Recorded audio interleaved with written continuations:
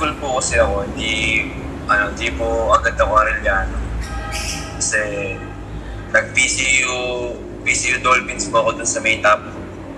Naglaro po ako ng high school doon, ng Naas po, high school, hanggang sa... May iba kaming liga, hindi po kasi Naas ko yun. Parang na-scout po ako doon ng Arellano Braves, yung high school ng Arellano sa NCAA. May finals po kami doon. Then, kasunod namin sila yung sunod na schedule.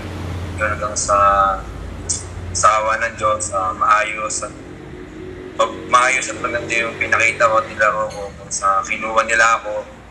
And kaya parang hindi na rin ako sumubok sa iba kasi sila yung unang nagtiwala sa talento ko. Sila yung naniwala sa kakayahan ko na kaya ko mapagsabayan sa NC. Kaya nag-go na ako, hindi na ako nag-trial sa iba talaga. Hirap ko na yung opportunity na yun, yung pagkuha nila sa akin. Then nag-enroll ako sa kanila, nag-practice ako hanggang sa awa ng Diyos na line up ako ng high school, tuloy-tuloy hanggang sa college. Kaya sila yung unang napili ko talaga na school.